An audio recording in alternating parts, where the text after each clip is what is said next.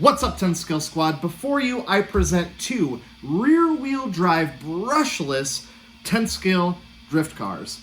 One of them was built, and the other one was just bought right off the shelf.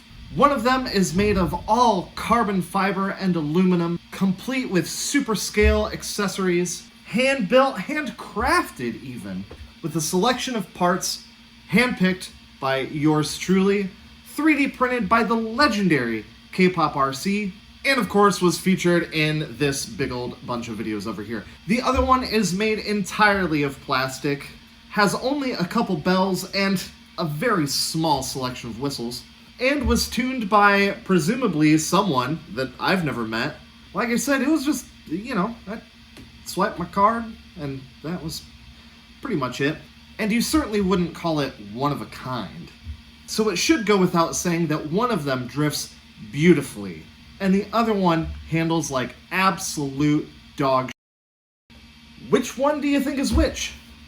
Let's find out.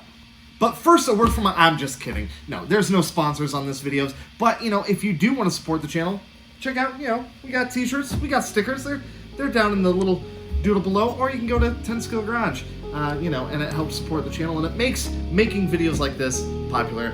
That's enough talking. Let's get to sliding.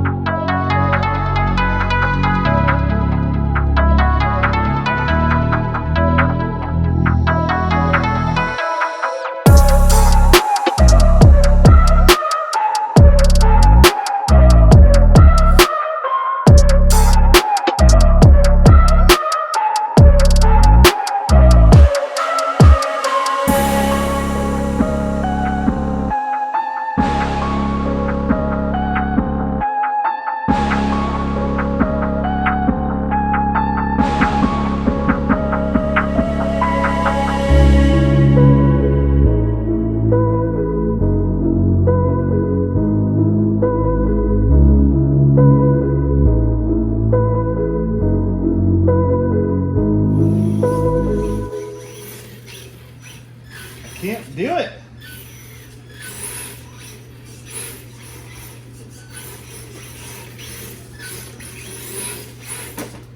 I can't do it, dude.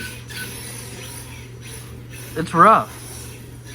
It is extremely hard to drive. I don't think the tire compound is correct. I don't know. It's almost like a bit too soft. The gyro setting isn't right, you know, like it's turned down so far that like the gyro doesn't catch it when it starts to drift.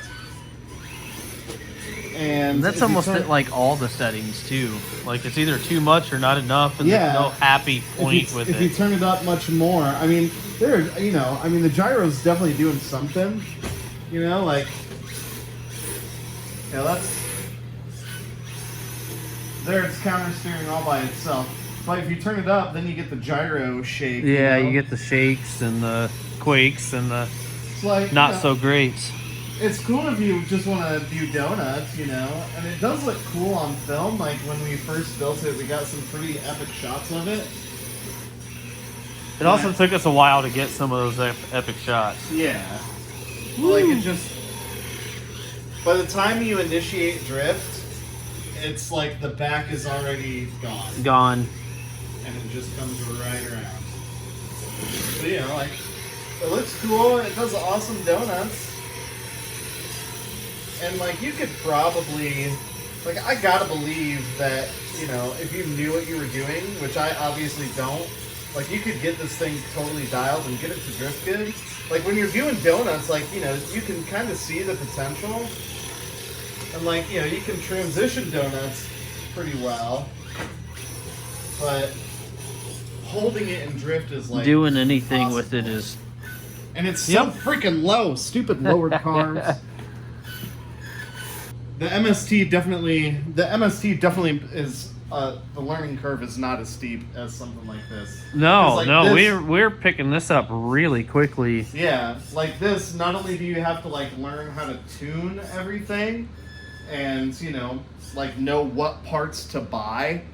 Because, like, you know, I've got like some budget spec stuff in here, but I don't know if that's a good thing or a bad thing, you know, like the ESC is pretty legit, but the servo was kind of budget, so I have no idea. It's hard to say. It's got an awesome radio system, you know, the Spectrum system's real nice, but yeah, so I don't know.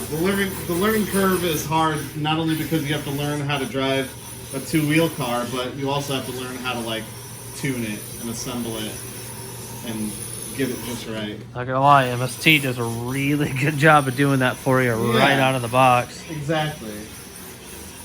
Like, see, like, you know, if you practice, you can kind of get the hang of it. But I can't imagine if you gave this to, like, a seasoned drift veteran, if you let him drive it, he'd be like, they would do much better with it, yeah. Yeah, he'd probably be like, or she, they'd probably be like, this is trash. So, it looks really cool sitting on the shelf. Oh no, I scratched it. Oh man. Oh man. Oh well. It wasn't me. For once. Ooh, 192, 192, 208. Yeah. I'm just gonna keep hitting spots until I find a maximum, maybe. The battery is warm. The battery cables are warm. I wonder what the shaft says. The 208. The ESC is not hot. It's just the motor. Like, that was a pretty budget spec motor. Yeah, so nothing else is getting hot, just the motor. Just the actual internals of the motor. Like, I don't know. The motor, like, the power delivery on the motor is fine. Like, the throttle response is fine. Like, even with this smaller 2S lipo in it, like, I never felt like, oh, I wish there was more power. I wish I had more motor or more gearing behind it. It's just, I don't know. That motor just gets crazy hot. Yeah. It smells like hot smells electronics. Like it horribly over there. See what I mean about these tires, though? They're hard, Yeah, but they're not catching the center of it at all. They're just right on this outside lip. Yeah, I don't know. They were kind of cheap tires. I just bought them for the rims, really. I just wanted those wheels. Yeah. And you gotta admit, those wheels do look just so choice. So this, of course, is the MST RMX 2.0. Two-wheel drive, ready to run drift car. This one is basically completely stock. The only thing I did, lights, underbodies. And this started life as a Sakura D4. It came as a kit. I put the kit together. I chose the electronics in it. Definitely customized this thing to the moon. If you want to know more information about it, you can actually watch the entire build of this car in these videos. I'll put a link over in the doodle. So, yeah, I mean, let's start with this thing. This thing was certainly a lot of fun to build. And when it comes to build versus bought, you know, there's certainly more, I don't know what you'd call it, street cred in a build that you assemble yourself, you design yourself, you put together yourself. But the problem is, I'm not an expert when it comes to drifting. I'm pretty new to it, and I don't know how to set these things up. You know, I've seen plenty of YouTube videos about it, and some of the things that I have learned make sense, and it certainly helps the car, and some things I end up with more questions than answers. So when you put your heart and soul into something and then it doesn't perform well, it just kind of takes a little bit of the fun out of it. It's like, hey, check out this house I built with my bare hands. You don't want to live in it though. So what I've ended up with is something that I'm really proud of building that looks really cool just sitting on the shelf. And I'm going to have to invest even more time refining this thing and tuning it and getting it set up and maybe even, unfortunately, removing some of the scale stuff to make it, perform as well as this thing right out of the box. And yeah, I know the MST gets a little bit of a bad rap online, But while I didn't build this thing myself, I did learn a lot. Like drifting, I'm still really, really new to it. And again, I'm not that good at it. But with this, it's a much better place to learn. The car is already set up, it's already tuned, it's already good to go. Literally, the only thing that I had to do was put a battery in it and, just kind of get the hang of driving sideways with it. I may be the four-wheel drive drifting champion of the internet, but the two-wheel drive platform is definitely new territory for me. And I'm hoping that the skills that I learn driving this will transfer over to this turd over here. So yeah, there's no street cred associated with this, but there are a ton of upgrades that you can do to it. So you can definitely personalize these, and I've personalized this one a bit. Obviously I put the lights in it, and the blue underbody is hashtag bring neons back. While this one was super fun to build, this one is actually fun to drive. This one's frustrating, this one puts a smile on my face. And really, that's what this hobby is about. There are some people that really, really enjoy building things, and that's where they get the enjoyment out of the hobby. And then there are some people that aren't really interested in scale looks. They just want to go out smashing and bashing and actually get the enjoyment from driving them. I really like both. That's why I have both of these, right? And the cost breakdown, it's something that I try to avoid because at the end of the day, these are pretty expensive toys.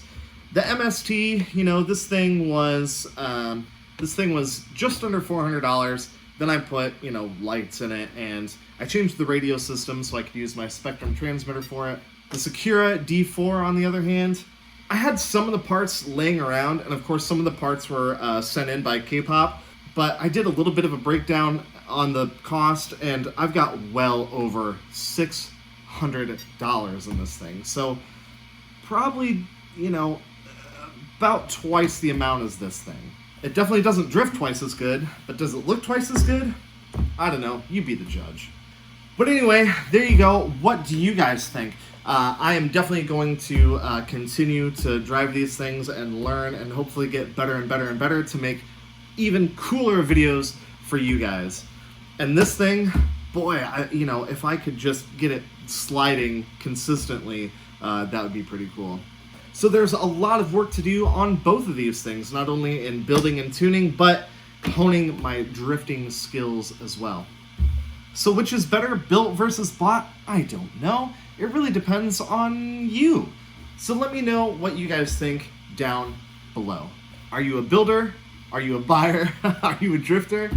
Are you cool with just buying one off the shelf? Would you rather buy something ready to run and modify it? Or would you rather start and build something from the ground up? And if you're interested in what a complete ground up, built piece by piece, if you want to know what a build like that would look like, stay tuned, because that's coming down the pipe. Alright guys, thank you so much for watching. If this is your first time checking out the channel, welcome. I'm glad you found it. I like to do RC shenanigans like this all the time. I've got some wicked stuff coming up. You're going to want to stick around. Alright guys, until next time. We're chopping HPIs out here. Chopping them!